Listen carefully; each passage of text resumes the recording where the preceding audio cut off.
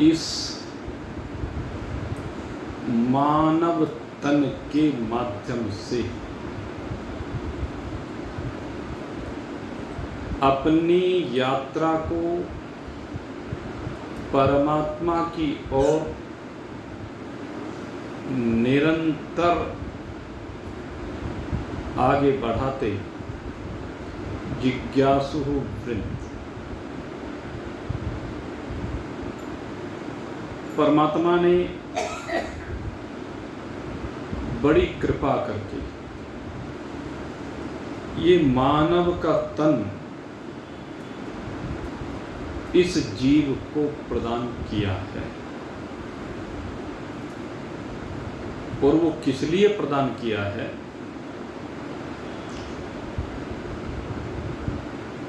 कि जो तुझे सबसे श्रेष्ठ बुद्धि दी है, उस श्रेष्ठतम बुद्धि का सदुपयोग करते हुए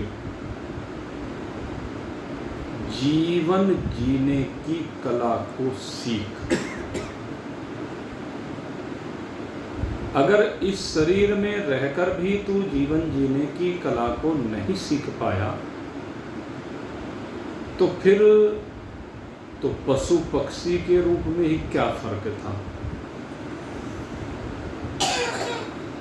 खाते भोजन सभी जगत में, जगत में भोजन तो सब खाते हैं। आते जीव कभी नर तन में, कभी जीव नर तन में कभी कभी आते हैं, नहीं तो पशु पक्षी कीट पतंग जलचर नभचर थलचर न जाने कहाँ कहाँ ये जीव किन किन शरीरों में किन किन विमानों में। ये जो उड़ने वाले हैं सारे विमान ही तो हैं।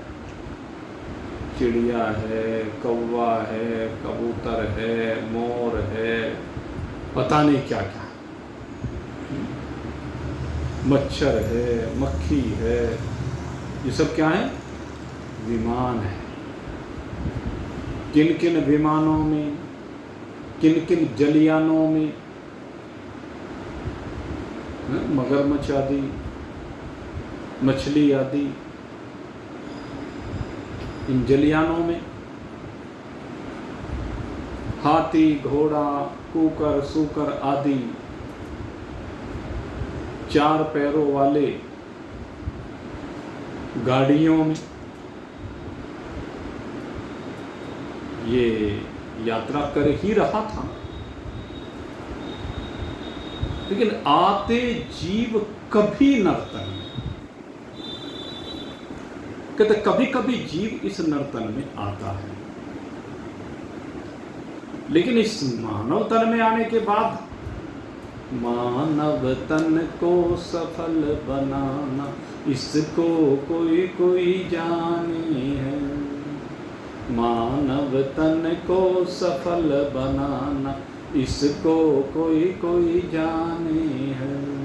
पशु पक्षी भी भोग भोगते, दुख सुख भय और शोक भोगते, बुद्धि एक अलग करती है, ठिकाना कोई कोई जाने है।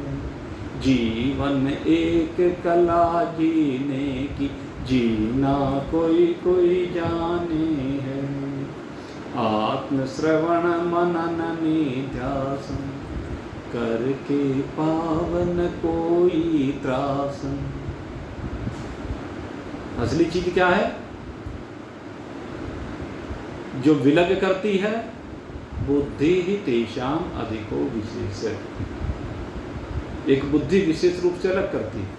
और बुद्धि का काम क्या है? बुद्धि क्या करे? कहते आत्मश्रवण मनन निधिध्यासन। ये बुद्धि, ये अंतःकरण इन इंद्रियों के माध्यम से आत्मा भी श्रोतव्य मंतव्यो निधिध्यासितव्य, आत्मा का श्रवण करे, आत्मा का मनन करे और आत्मा का निधिध्यासन करे। इसलिए ये बुद्धि भगवान ने प्रदान की है।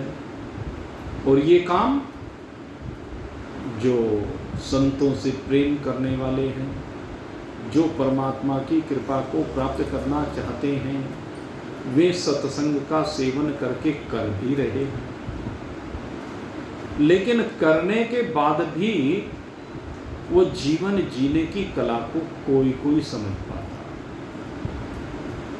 जीवन एक कला जीने की, जीना कोई जाने।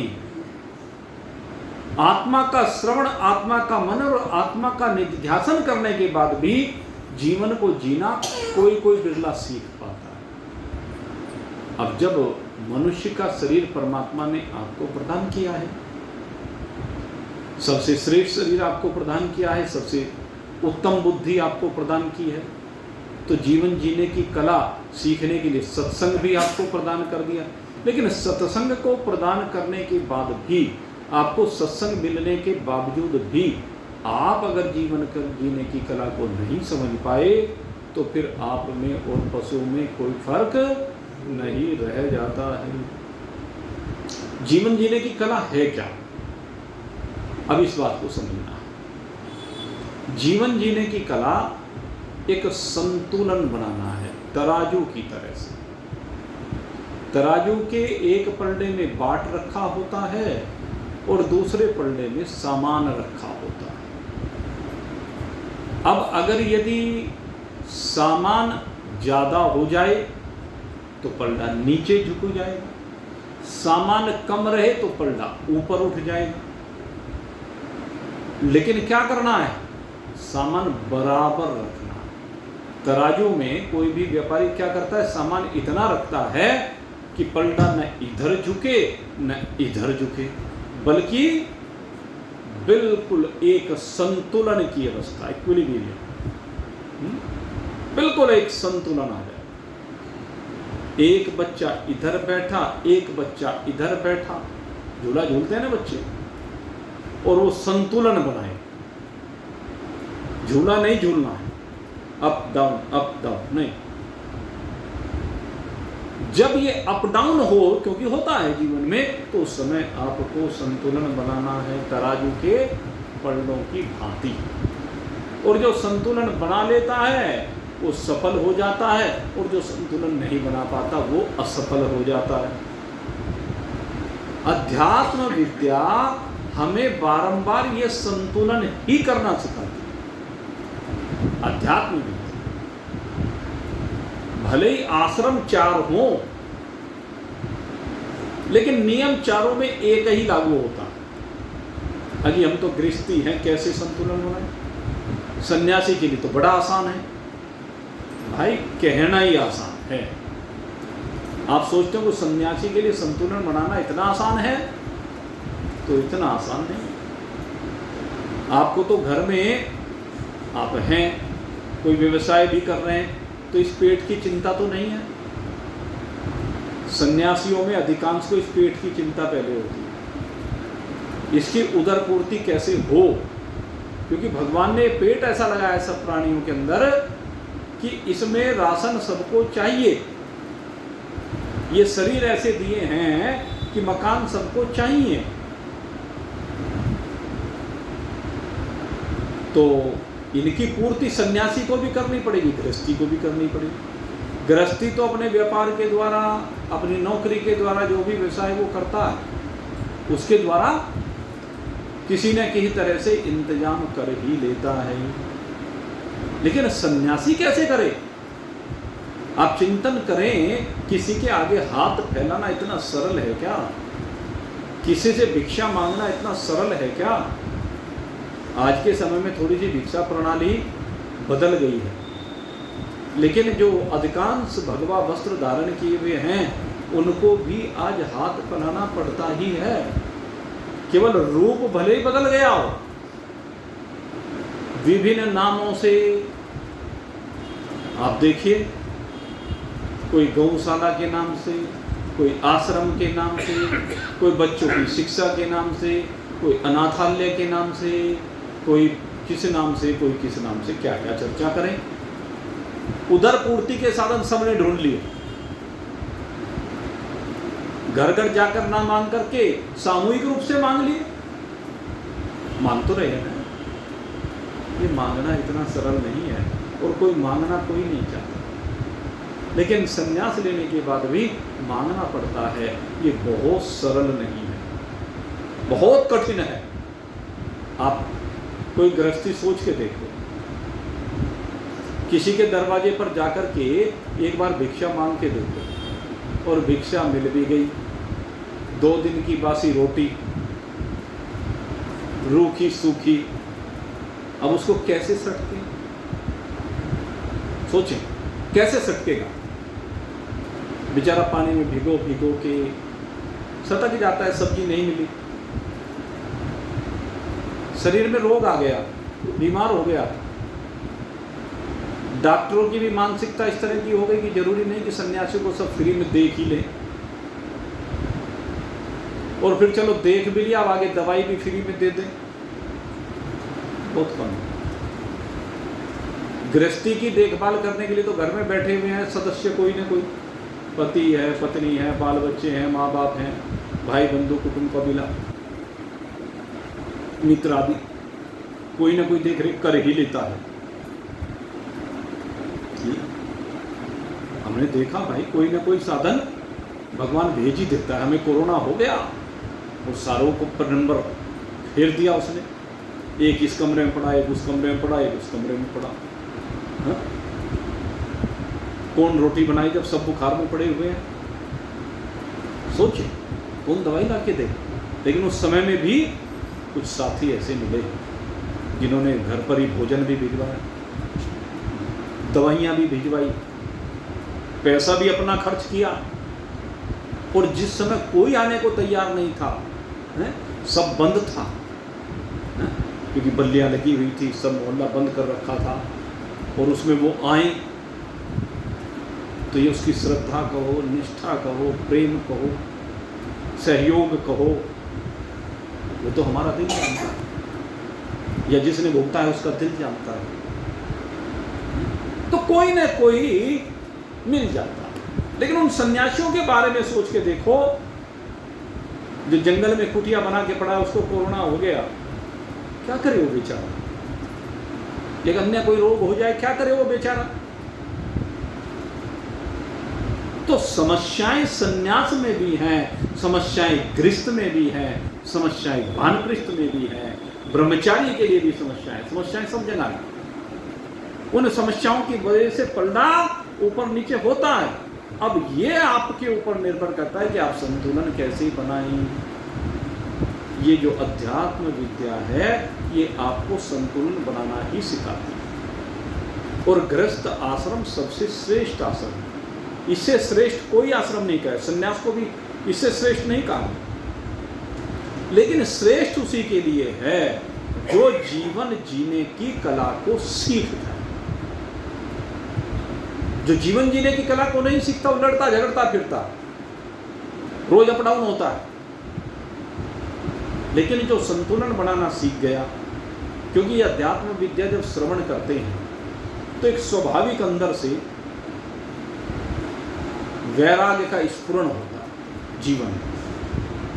जीवन में जब वैराग्य का स्फुरण होता है तो स्वाभाविक ही प्रवृत्ति ऐसी बनती है, न पति पत्नी की एक दूसरे से बात करने का मन करे, न बच्चों की जिम्मेदारियों को पूरा करने का मन करे, न बाजार में जाने को मन करे, न घर में पढ़ने को मन करे, न घर से निकलने को मन करे, न कुछ काम धंधा करने को मन करे। ये स्वाभाविक है। प्रारंभ में जब वैराग्य होता है तो वैराग्य के होने पर ये सब परिस्थितियां सबके सामने आती हैं, भले चाहे वो गृहस्थ में हो।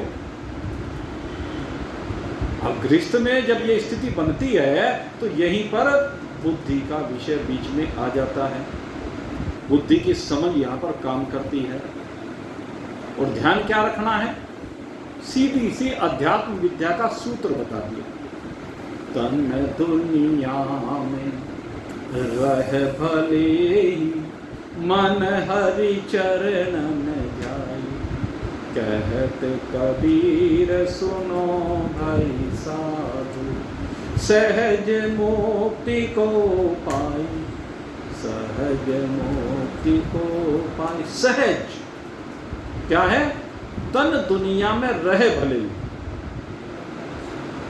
दुनिया में तन तो रहेगा ही, जाएगा कहाँ? जब तक विदेह मुक्ति नहीं हुई तब तक तो तन तो भाई यहाँ रहेगा ही। प्रारब्ध के भोग तो शरीर को भोगने ही पड़ेंगे। जब तक तन यहाँ दुनिया में रहे, आपको क्या करना? मन हरि चरणन ध्याय, अपने गृहस्थ का पालन करना है। और गृहस्थ का पालन जिसके प्रति जो जिम्मेदारी है वो ही निर्वाह करना है। अब ये मतलब नहीं कि जी हमने तो निर्णय ले लिया कि जी हम तो फलानी चीज खाएंगे और फलानी नहीं खाएंगे।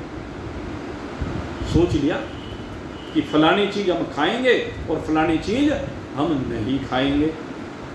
ठीक है भाई, फलानी चीज और फलानी चीज में जरा एक निर्णय ये सोच विचार करके ले कि वो चीज नहीं खाएंगे जो शास्त्र विरुद्ध है। अब तुम्हें तो मान लीजिए वैराग हो गया, लेकिन घरवाली को नहीं हुआ, घरवाले को नहीं हुआ, बच्चों को नहीं हुआ, तो इसका मतलब ये है कि तुम्हारी सब्जी अलग बनाए, अपनी सब्जी अलग बनाए, बच्चों की सब्जी अलग बनाए। हमने देखे ऐसे भी घर, माँ बाप का खाना अलग बने, बच्चों का खाना अलग बने, पति पत्नी का खाना अलग बने। किसी को कम मिर्च का अच्छा लगता है, किसी को बिना मिर्च का अच्छा लगता है, किसी को ज्यादा मिर्च का लगता है। सबके अपने अपने दृष्टिकोण है। तो यहाँ क्या है? यहाँ सामंजस्य बनाना। भाई जो भक्ष्य है, और के लिए क्या हो रहा है आपको ये नहीं देखना, जो कुछ और के लिए हो रहा है उसी में से अपना समन्वय करना सीखो। वैराग इसी का तो नाम है। तुम नहीं जी मैं तो लौकी से ही खाना खाऊंगा जी रोजाना, ये बेवकूफ़ी है। मैं तो मूंग की दाल से ही खाऊंगा जी, ये भी बेवकूफ़ी है। भगवान ने जो इतनी सब्जियां बनाई हैं, इस तन का जो निर्माण हुआ है, इस तन को कई चीज़ें चाहिए। इस तन को कार्बोहाइड्रेट चाहिए, वसा चाहिए, लवण चाहिए, अम्ल चाहिए, खनिज चाहिए, विटामिन्स चाहिए, सब चीजें चाहिए इस तन को। आपने एक चीज खानी शुरू कर दी, ठीक है आपको वैराग हो रहा है, लेकिन खा तो रहे हो ना। तो ऐसा संतुलन बैठाओ जिससे एक चीज के खाने से क्या होगा, जो उसमें चीज, जो भी तत्व है, विटामिन जो भी उसमें है, उसकी तो अधिकता हो जाएगी। और बाकी जो चीज़ तुम नहीं खाते और शरीर के लिए ज़रूरत है, विटामिन ए भी चाहिए, बी भी चाहिए, सी भी चाहिए, डी भी चाहिए, ई भी चाहिए, सारे विटामिन चाहिए शरीर को। बाकी की डेफिशिएंसी हो जाएगी, कमी हो जाएगी, तो क्या होगा, शरीर में रोग हो जाएगा। कल एक जगह चर्चा चल रही थी, अजय फलाने महान पुरुष थे और वो खाना ही नहीं खाते थे, बस फलाहार करते थे। मैंने कहा भाई ये फलाहार केवल करना, ये भी शरीर को धोखा देना। ये ऐसी हठधर्मिता क्यों करते हो? इसको कहते हैं हठ योग। मैंने भी एक महान पुरुष को देखा, वो भी ऐसा ही करते थे। वो अन्न तो नहीं खाते लेकिन कुट्टू खा लेते थे। अब रोज कुट्टू, रोज कुट्टू, रोज कुट्टू, कभी कुट्टू की पकौड़ी, कभी कुट्टू की रोटी, कभी कुट्टू की पूड़ी, वो खाएं। और उससे क्या हुआ, शरीर में ऐसे ऐसे रोग आ गए कि वो असाध्य हो गए। तो मेरे मित्रों, ये बेवकूफ़ी है। भगवान ने इसको बेवकूफ़ी कहा है, गीता को पढ़ लो। ये हठधर्मिता है, हठ योग है। ये हठ योग नहीं करना चाहिए, न सन्यासी को न गृहस्थी को। हाँ ये है भाई, किसी समय पे तुम्हें 4 दिन तक एक ही चीज़ खानी है, कोई बात नहीं। 8 दिन तक नहीं, तब भी कोई बात नहीं। खाइए, लेकिन शास्त्रोक्त खाइए, और वो खाइए जो दूसरे खा रहे हैं परिवार में, उसको खाइए, अपने लिए अलग से मत बनवाइए। अरे भाई वो उसका भी तो तन है, जो तुम्हारे लिए बना रहे हैं उनका तन है, उनको भी थकान होती है, उनकी भी उम्र हो गई है, उनको बुढ़ापा आ गया है, उनकी भी इंद्रियां खराब हो गई हैं, शरीर शिथिल हो गए हैं, तो उनका भी तो ख्याल रखना है ना। तो ये ख्याल रखना, ये समझदारी, बैलेंस बना के रखना, ये समझदारी है। तो जीवन में वस्त्रों का बैलेंस बनाइए, जीवन में खान पान का बैलेंस बनाइए, जीवन में चाल ढाल का बैलेंस बनाइए, जीवन में अपना जो व्यवसाय जो भी आपका है उसमें भी आपको संतुलन बनाना। यही शिक्षा हमारा अध्यात्म देता है, यही शिक्षा महान पुरुष देते हैं, यही इन शास्त्रों में लिखा हुआ है। बस बात क्या है, शरीर को संसार में समर्पित करो। शरीर है ही संसार के लिए, सीधी सी बात है। कर से कर्म करो विदनाना, पर ध्यान रहे जहां कृपा निधाना। कृपा निधाना शब्द का जो प्रयोग किया है, कृपा निधाना का मतलब यहां पर अपनी आत्मा है। आपको बताएं, यहां पर अपनी आत्मा से मतलब है सदा अपने आत्मा का, यानी और आत्मा क्या है? आत्मा सो परमात्मा, आत्मा ही परमात्मा है। सदा अपने आत्मा का स्मरण करते हुए कर से कर्म करो, शरीर से कर्म करो। वैसे तो कर हाथ को कहते हैं, लेकिन यहां पर कर का मतलब पूरा शरीर है, क्योंकि कर्म तो सारे शरीर से होते हैं। इशारे को समझने की बात है, प्रतीकात्मक भाषा है। और तुम्हारे हाथ में है भी यही, कर्मण्यवाधिकारस्ते मा फलेषु कदाचन मा कर्म फल हेतुर्भूर्मा संगोस्तवः क्रमणि। कहते कर्म करने में तेरा अधिकार है, लेकिन तू इसका मतलब ये नहीं कि जब कर्म तो करना मेरा काम है, फल देना उसका काम है, कर्म ही क्यों करूँ, अकर्मी क्यों बन जाऊं। मेरे मित्रों, जिसने संन्यास ले लिया है उसकी बात अलग, उसके धर्म अलग, लेकिन जो गृहस्थ में रह रहा है, गृहस्थी के धर्म गृहस्थ के अनुकूल बनाए गए। आप गृहस्थ का निर्वाह करो। गृहस्थ है किसका ये समझो ना। अरे जो गृहस्थ है वो शरीर का है, मुझ आत्मा का कोई गृहस्थ नहीं है। ये जो गृहस्थ आश्रम है ये आत्मा का नहीं, ये शरीर का है। शरीर के साथ ही सब संबंध जुड़े हैं। इस शरीर में जब तक जीव है तब तक इस गृहस्थ के जितने भी नजदीकी लोग हैं उन सबसे संबंध है। आगे इस जीव का उनसे संबंध ही खत्म हो जाता है। तो जीव का भी गृहस्थ नहीं है, बस शरीर से संबंध रखने वाला एक गृहस्थ है। तो जब तक शरीर है और जब तक शरीर गृहस्थ में है, तो गृहस्थ की जितनी भूमिकाएं हैं उन सब का अनासक्त भाव से, एक भाव ये है, अनासक्त भाव से उन सभी जिम्मेदारियों का, दायित्वों का जो भगवान ने इस शरीर में आपको प्रदान किए, या कह लीजिए जो प्रारब्ध ने किए हैं, या कह लीजिए जो आपके कर्म ने किए। यही तो है हकीकत। ये है जो भी कुछ इस शरीर में मिला है वो आपके कर्मों से मिला है, उस कर्म का फल है। इसे प्रारब्ध कहते हैं, कर्म के फल को ही प्रारब्ध कहते हैं। और हम देव कहें या भगवान कहें, तो वो हम एक भगवान की महत्ता को प्रकट करने के लिए भगवान ने ये दिया हमें। भगवान ने तो सिर्फ व्यवस्था की है, वो नियामक है, नियंता है कि आपने जो कर्म कर रखे थे उनके फलों को इस शरीर में फला फला समय पर आपको भोगना है। भगवान ने ये व्यवस्था की, अन्यथा है सब आपका ही किया धरा। तो जब फल आ रहा है उसको सहज रूप से भोगो। जब गृहस्थ में शरीर ने प्रवेश किया है तो इस जीवन में बच्चे लिखे हुए हैं। जब तो वे बच्चे जब लिखे हैं तो उनका पालन पोषण करो, उनको श्रेष्ठ शिक्षा दिलवाओ, उनका पालन पोषण बढ़िया करो, हैं। लेकिन एक बात और लिखी कि जब बच्चों की जिम्मेदारी पूरी हो जाए, हैं? शास्त्र कहता है जब आप सब बच्चों के विवाह शादी आदि पूरे कर लो, उसके बाद आप वैराग्य ले सकते हैं। और वह वैराग्य चाहे घर में लेकर के रहे चाहे बाहर रहे, वो अपनी शरीर की व्यवस्था है वो भी, क्योंकि अभी शरीर का ही है, मन से होना चाहिए बस। और वैसे ये भी कहा गया है भाई जब पुत्र के यहाँ पुत्र हो जाए यानी पोता हो जाए, पोता होते ही भाई पूरी तरह से डिस्कनेक्ट करो संबंध। ये आपको बताओ, नियम ये है कि जैसे पुत्र के पुत्र हो जाए, एक दूसरे की तरफ इशारा कर रहे, अपने आप पे लगाओ ने, फुल्ली डिस्कनेक्ट।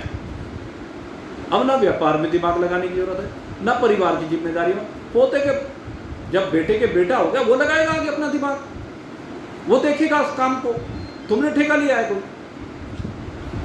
तो विषय क्या है, हकीकत ये है, इसे स्वीकार करो और सामंजस्य बैठाओ। जब तक सामंजस्य नहीं बैठाओगे बात नहीं बनेगी। जीवन जीने की कला ही इसी को कहते हैं। तो ये विचार साधक ग्रंथ हमें जीवन जीने की कला को सिखाता है। और इसको सीखने के लिए आप महाराज जनक को देखो। महाराज जनक एक राजा है, मिथिला के राजा। जो मिथिलापति है, कितना बड़ा साम्राज्य था उनका। उस साम्राज्य की सारी व्यवस्था को देखना इतना आसान है क्या? उंगली तो हम किसी पर भी उठा सकते हैं, हमारा अधिकार है, उठाएं।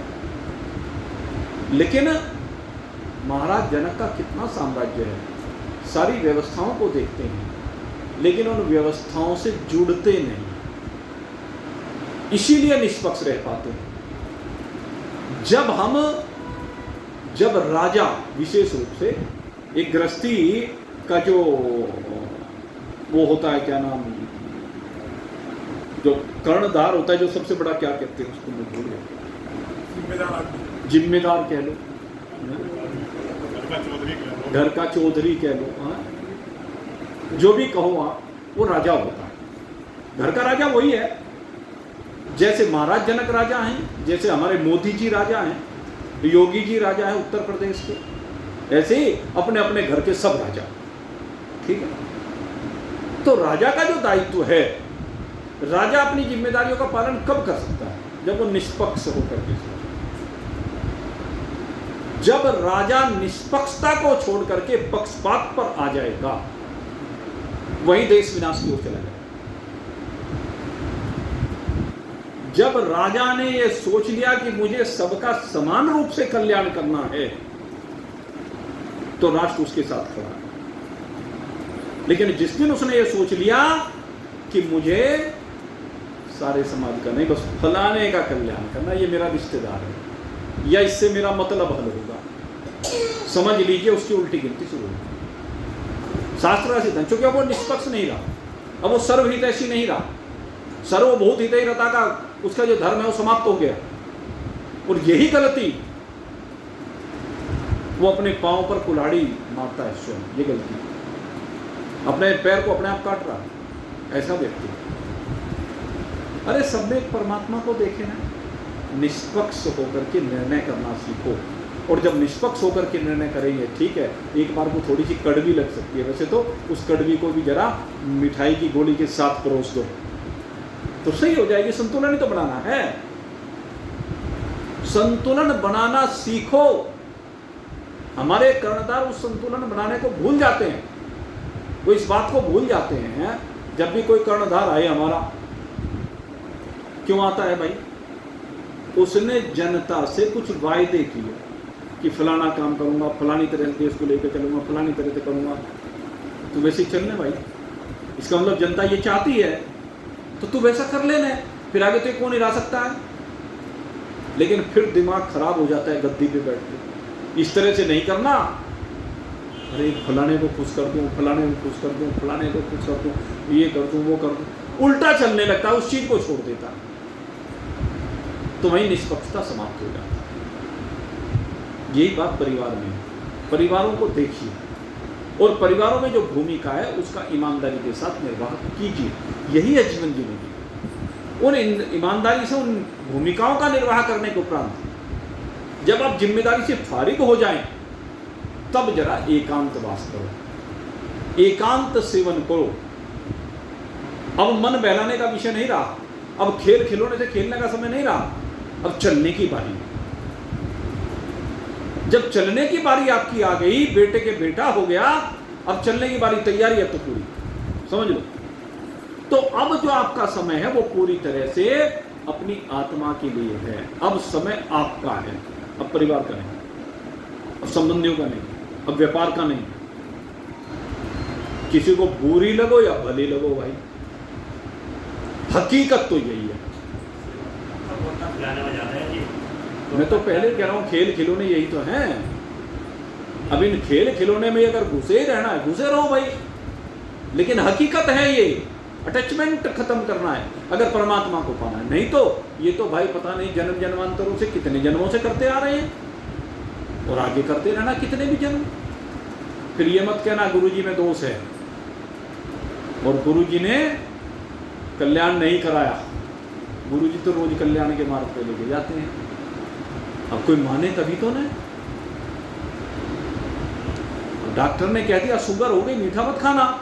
अब कोई ना खाए तो क्या करे?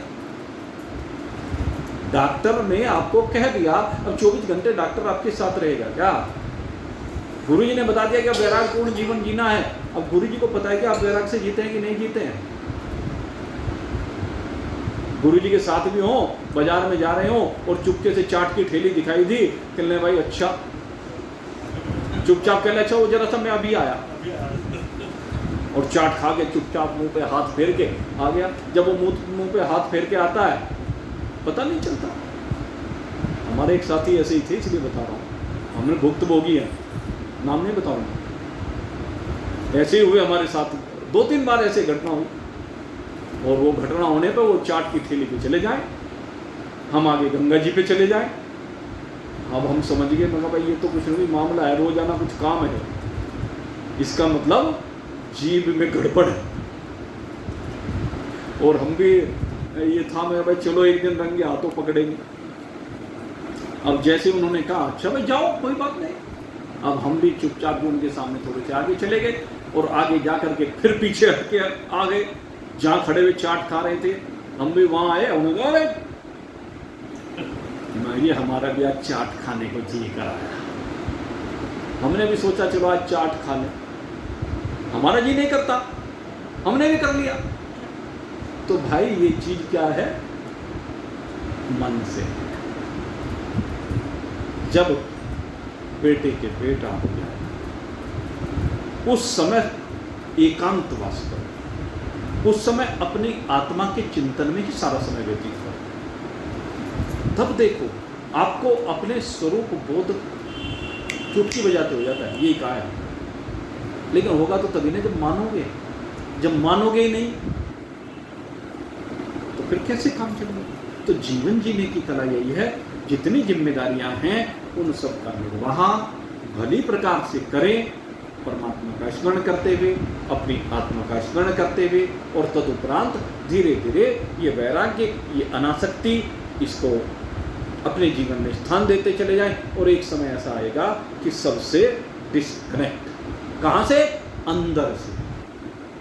जो ज्ञानी होता है, जो जीवन मुक्त होता है, शरीर से वो भी डिस्कनेक्ट नहीं होता, आखिरी दम तक भी हो ही नहीं सकता, कोई नहीं हो सकता। नहीं कश्चिच्छ्रम अपि जातो तिष्ठति अकर्म कृत।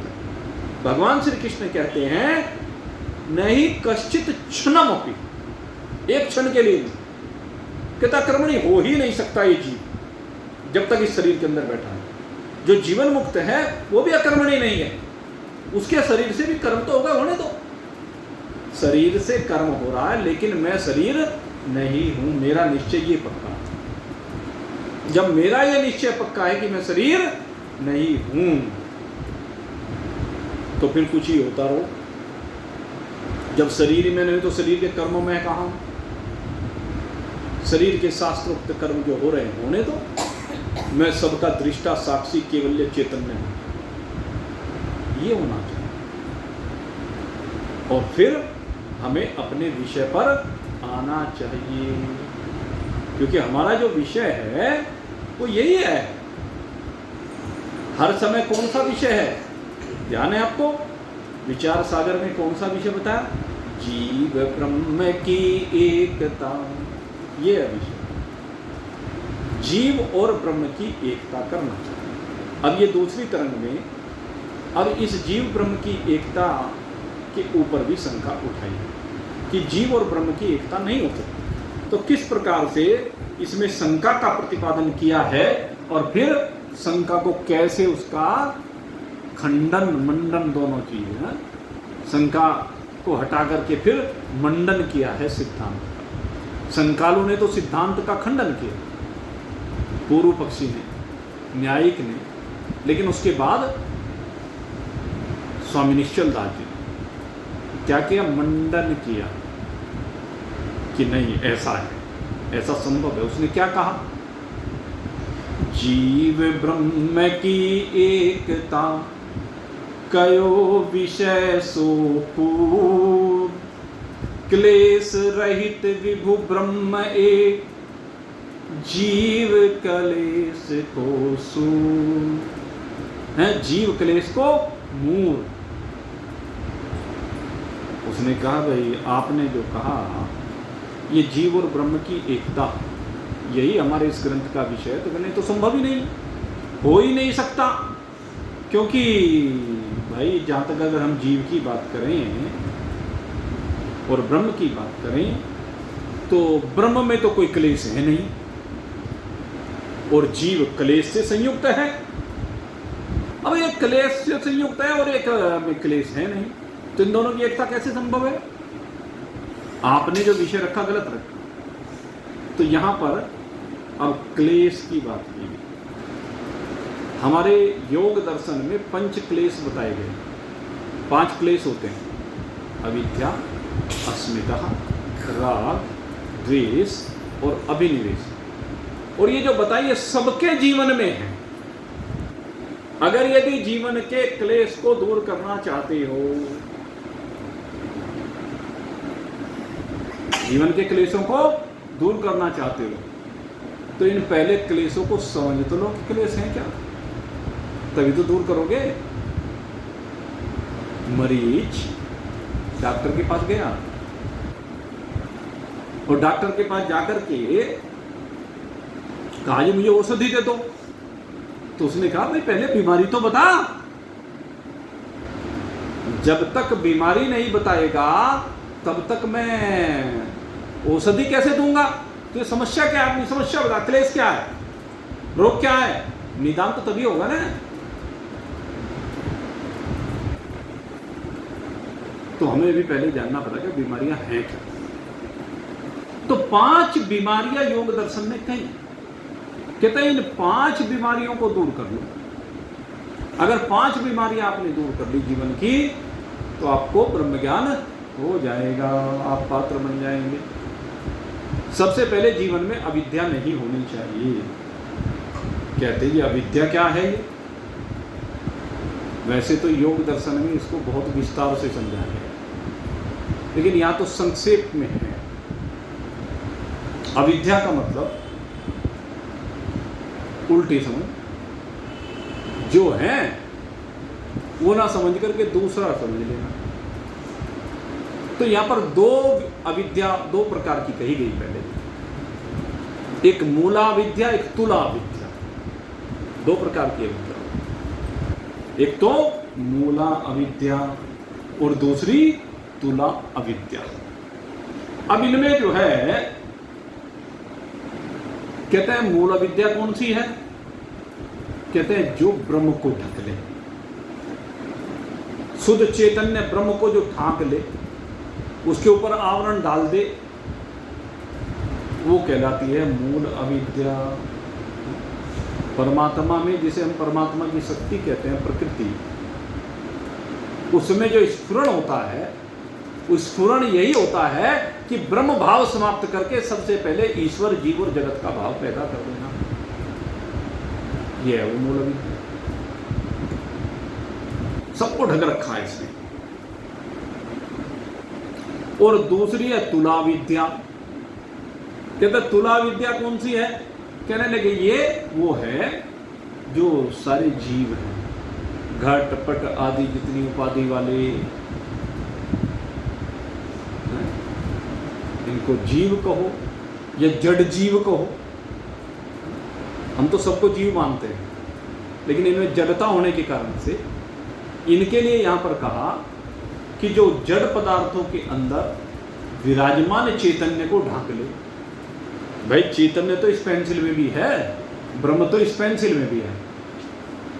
इस पेंसिल के अंदर भी ब्रह्म है, लेकिन दिख नहीं रहा, अनुभूत नहीं हो रहा है, लेकिन दिखता नहीं। तो जो इन घटपट आदि को, जड़ पदार्थों को ढांप ले, ढक ले, वो क्या है? वो है तुला अविद्या। दोबारा समझो, एक है मूल अविद्या। मूल अविद्या का मतलब है जो चैतन्य को, ब्रह्म को, कौन से ब्रह्म को? जो ईश्वर में विराजमान है, जो जीव में विराजमान है, उसको ढांप ले, और ढांक करके जो है वो ना दिखा करके दूसरा कुछ दिखाए। है तो हम आत्मा, हमें आत्मा ना दिखा करके अनात्मा दिखाए। है हम चैतन्य, हमें जड़ करके दिखाए। है हम निर्विकारी, हमें विकारी करके दिखाए। इसका नाम है मूल अविद्या। हम जो हैं वो ना दिखा करके दूसरा दिखाए। जड़ है तो शरीर, लेकिन हमें बता दिया। आत्मा चैतन्य है, शरीर जड़ है, तो इस जड़ ने चैतन्य को ढक लिया और उसने चैतन्य को भी जड़ बना दिया। इसको कहते हैं मूल अविद्या। है तो हम आत्मा बिल्कुल निर्विकार, लेकिन शरीर के विकारों के साथ जुड़ करके, शरीर के जो 6 विकार हैं, 6 प्रकार से शरीर का परिवर्तन दिखाई देता है। कहते इस परिवर्तन को, जो शरीर का परिवर्तन है, उसको आत्मा में बांध दिया। शरीर के परिवर्तन को आत्मा का परिवर्तन अनुभूत करा दिया सबको। शरीर बालक से जवान हो रहा है कि मैं छोटे से बड़ा हो गया, जवान से मैं प्रौढ़ हो गया, प्रौढ़ से मैं बूढ़ा हो गया, मैं बीमार हो गया। ये किसके धर्म है? हैं तो शरीर के, और कह रहा है मुझे आत्मा के। तो ये विकार है। शरीर के विकारों का आत्मा में भाषित होना, आत्मा को इन विकारों के द्वारा ढक करके निर्विकारी से विकारी बना देना, ये तो मूल अविद्या और तुला अविद्या। जड़ पदार्थों को ढकने वाली, जड़ पदार्थ में चेतन को ढकने वाली, ये कहिए जड़ पदार्थों में चेतन को ढकने वाली तुला विद्या, और चैतन्य जीव ईश्वर आदि में इनको ढकने वाली मूल अविद्या कहलाती है। अब ये मूल अविद्या के भी भेद हैं, कार्य भेद और कारण भेद। एक तो कारण है, हर चीज का कारण होता है, और फिर कार्य होता है, प्रत्येक कार्य का कारण है। तो कार्य और कारण 2 प्रकार से इस मूल अविद्या का आगे विवेचन किया गया। एक तो कार्य रूप अविद्या। अब ये कार्य रूप अविद्या क्या है? कहते हैं अन्य विषय में अन्य विषय की बुद्धि रूप प्रतीति, कुछ का कुछ, अन्य में अन्य की भावना। शिव कुमार में राजकुमार की भावना, अन्य में अन्य की भावना, बालक में जवान की भावना, जवान में बूढ़े की भावना, अन्य में अन्य की भावना। जैसे सामने टेलीविजन पर स्क्रीन चल रहा है, टेलीविजन की स्क्रीन पर फिल्म चल रही है, और वो जो फिल्म चल रही है उस फिल्म में चित्र दिखाई देते हैं। स्क्रीन पे है क्या नहीं, स्क्रीन में है क्या नहीं, वे आदमी, तो अन्य में अन्य की भावना है। तो वहाँ पूरी स्क्रीन, सफ़ेद कपड़ा, सिनेमा घर में गए ना, सफ़ेद कपड़ा, और उस पर देखते हैं ये दिखेगा धर्मेंद्र, है, ये दिखेगी हेमा मालिनी, ये दिखेगी घोड़े दौड़ाते हुए, हैं, वो तांगे वाली बन के आ जाएगी। तो है ऐसे, ये क्या है? और बस तालियां पीटेंगे। आज भी यही होता है, जब सभा में आती है वो बसंती की इज्जत का सवाल है, रटा डायलॉग है, पता नहीं कितना पुराना, 50 साल पुराना हो लिया होगा, कोई फिल्म आई होगी उसमें। बस हम क्या कल्पना करते हैं, कौन सी बसंती, काहे की बसंती, कब की बसंती, ड्रामे की, खेल की, वही तो है। और हम संबंध जोड़ लेते हैं। यह है अविद्या, कार्य अविद्या। अन्य में अन्य की बुद्धि कर लेना। शरीर रूप से वो है, मान लो उसमें बसंती की बुद्धि कर ली तो क्या हो गया? ये होगी कार्य अविद्या। जो है वो ना सोच करके दूसरी बुद्धि कर लेना। और फिर कहा एक आवरण और विक्षेप वाली अविद्या होती है, जो हमारी आंखों के आगे पर्दा डाल दे, जो हमारे चित्त को भटका दे। ऐसी आदि भाव रूप वाली ये होती है कारण अविद्या, जिसके कारण से ये सब कुछ भासता है मूल अविद्या में। तो दो प्रकार की मूल अविद्या हुई। अब ये जो कार्य अविद्या है, इस कार्य अविद्या को चार प्रकार से कहा गया। खोपड़ी से ऊपर उतर रहा होगा, मैं जानता हूँ। एक दो ही हैं जो समझ पाते हैं, नहीं तो खोपड़ी से बाहर निकल जाता है। क्योंकि जब थोड़ा सा विषय इस तरह का आता है टेक्निकल, तो उसमें अच्छे अच्छों की बुद्धि कुंठित हो जाती है। इस विषय को समझें, कार्य विद्या और कारण अविद्या। अब इस कार्य विद्या में चार भाव दिए गए। पहला देह तो इस देह में आत्मबुद्धि, देह को आत्मा समझना कार्य विद्या में सबसे पहला काम यह है। यहां इस वेदांत शास्त्र में जिस चीज के ऊपर चर्चा होती है वो कार्य विद्या के ऊपर चर्चा होती है, और इन चार विषयों के ऊपर ही चर्चा होती है कि ये देह आत्मा नहीं है, देह मिथ्या है, देह क्षणभंगुर है, देह परिवर्तनशील है, देह रहने वाली नहीं है, ये अनित्य जो देह है इसी को आत्मा समझ लेना। आत्मा इससे भिन्न है, लेकिन इसी को आत्मा समझ लेना, दोनों को मिला करके।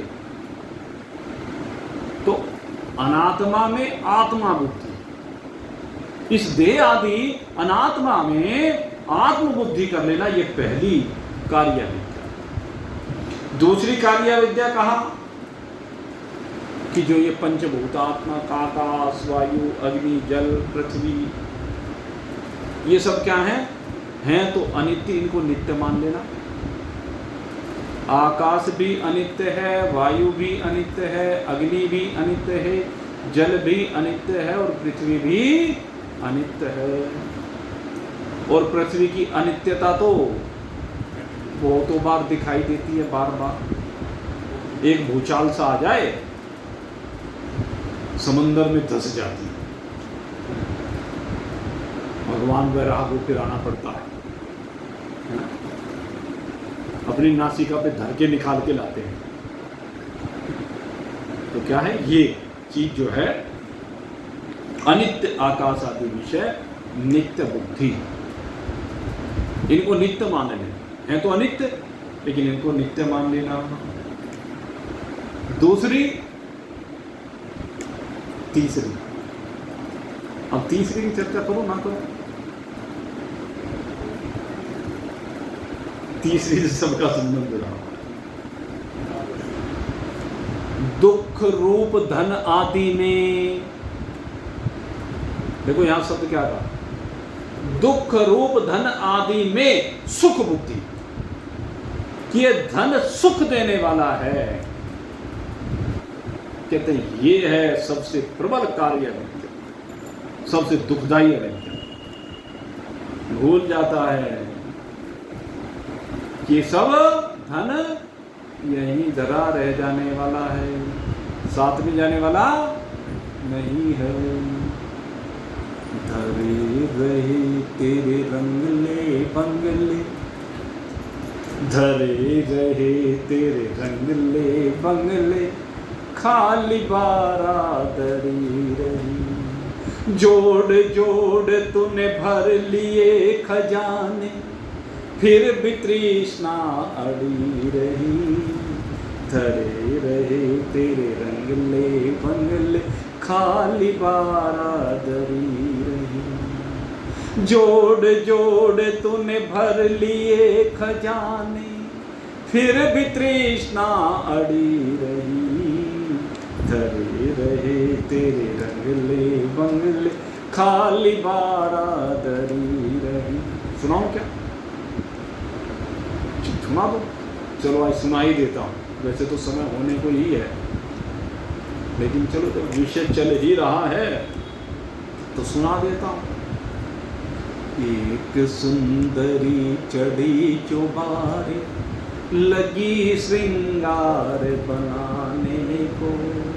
एक सुंदरी चढ़ी चौबारे, लगी श्रृंगार बनाने को। सोने वाली सुई उठाई, आंख में सुरमा लाने को। सोने वाली सुई उठाई, आंख में सुरमा लाने को। काल बलि का आया झोंका, काल बलि का आया झोंका, सुर में दानी पड़ी रही। धरे रहे तेरे रंगले बंगले, खाली बारादरी रही। जोड़ जोड़ तूने भर लिए खजाने, फिर भी तृष्णा अड़ी रही। धरे रहे तेरे रंगले बंगले, खाली बारादरी रही। एक सेठ जी वही उठाकर लिखने को तैयार हुए।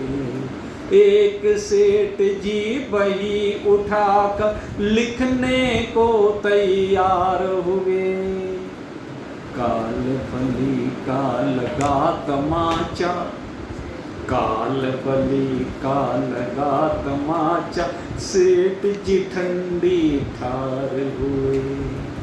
लिखने वाला चला गया, लिखने वाला चला गया, और कलम कान पर धरी रही। धरे रहे तेरे रंगले बंगले, खाली बारादरी रही। जोड़ जोड़ तूने भर लिए खजाने, फिर भी तृष्णा अड़ी रही। एक बाबूजी टम टम जोड़ के चलने को तैयार हुए। एक बाबूजी टम टम जोड़ के चलने को तैयार हुए। काल बलि का आया झोंका, बाबूजी पर ली पार हुए। काल बलि का आया झोंका, बाबूजी पर ली पार हुए। बाबूजी तो चले गए, बाबूजी तो चले गए, और द्वार पे टम टम खड़ी रही। धरे रहे तेरे रंगले बंगले, खाली बारादरी रही। जोड़ जोड़ तूने भर लिए खजाने, फिर भी तृष्णा अड़ी रही। धरे रहे तेरे रंगले बंगले, खाली बारादरी रही। खाली बारादरी रही। एक ब्राह्मण गंगा नहा के लगा समाधि लगाने को। एक ब्राह्मण गंगा नहा के लगा समाधि लगाने को। रुद्राक्ष की माला हाथ में लेकर, रुद्राक्ष की माला हाथ में लेकर लगा उसे टरकाने को। पर काल बलि का आया झोंका, काल बलि का आया झोंका, माला हाथ में पड़ी रही। धरे रहे तेरे रंगले बंगले, खाली बारादरी रही। जोड़ जोड़ तूने भर लिए खजाने, फिर भी तृष्णा अड़ी रही। धरे रहे तेरे रंगले बंगले, खाली बारादरी रही। चेतो प्राणी अब तो चेतो। ये सारी स्थितियां देखने के बाद कह रहे हैं, देख लिए तो खूब, इसलिए अब चेतो प्राणी अब तो चेतो, आगे का कुछ ख्याल करो। चेतो प्राणी अब तो चेतो, आगे का कुछ ख्याल करो। मुख से सीताराम कहो, चाहे राधे श्याम कहो। मुख से सीताराम कहो, चाहे राधे श्याम कहो। बाग बगीचे चले गए, बाग बगीचे चले गए, और सदा नहीं फुलवारी रही। धरे रहे तेरे रंगले बंगले, खाली बारादरी रही। जोड़ जोड़ तूने भर लिए खजाने, फिर भी तृष्णा अड़ी रही। धरे रहे तेरे रंगले बंगले, खाली बारादरी रही, खाली बारादरी रही। जोड़ जोड़ तूने भर लिए खजाने, फिर भी तृष्णा अड़ी रही। धरे रहे तेरे रंगले मंगले, खाली बारादरी रही, खाली बारादरी रही। जी हाँ, एक दिन तो ऐसा आना ही है भाई, चाहे आप सेठ हो, चाहे आप कोई अफसर हो, बाबूजी हैं, डीएम, एसडीएम, सेक्रेटरी वगैरह वगैरह, जो भी कुछ हो, बड़े से बड़े ओहदे पर हो, चाहे कोई स्त्री हो, बच्चा हो, बालक हो, जवान हो, कोई भी हो, या कोई बहुत बड़ा विद्वान हो, कहने लगे भाई कोई भी हो, एक दिन जो भी तूने जोड़ जोड़ के इकट्ठा किया, सब यहीं छोड़ के जाना ही पड़ेगा। इसलिए अब चेत जाओ। और ये धन में जो सुख बुद्धि है, इस सुख बुद्धि को हटा करके धन भी दुख देने वाला है। और जो कहा असुचि, तेरे अंदर जो असुचि बुद्धि है, तेरी असुचि में सुचिता देखता, जो विषय भोग हैं वो अपवित्र हैं, उनमें पवित्रता देखता है। तो ये 4 प्रकार की कार्य रूप अविद्या है। और यहाँ ये जो पंच क्लेश का वर्णन किया जा रहा है, इसमें ये 4 प्रकार की ही कार्य अविद्या का ग्रहण किया गया है। किस तरह से किया गया है वो अभी इस विषय को आज तो यही रोकना पड़ेगा, क्योंकि समय हो गया है। कल फिर इन पंच क्लेशों के ऊपर चर्चा करेंगे। और आज जरा चिंतन करें, अपने जीवन को दिशा दें, भली प्रकार से अपने जीवन को जीने की कला सीखें, जो आज आपको बताई गई है। जो बात समझ में ना आई हो, YouTube पे एक बार फिर से सुनें, हैं? क्योंकि आज जो है वो कोड़े मारने की बात है ना, तो वो कहती थी, अब हमने तो मार दिए हैं, लेकिन किसी ने कमर पत्थर की बना ली हो तो भाई क्या करें, कोड़ा भी। तो खैर जो भी है, अब जैसे भी हो अपने जीवन में इसका धारण करें और आनंद मनाएं। इन्हीं शुभकामनाओं के साथ आज का सत्संग यही प्रेम साथ को प्राप्त हो रहा है। बोलिए सच्चिदानंद भगवान की।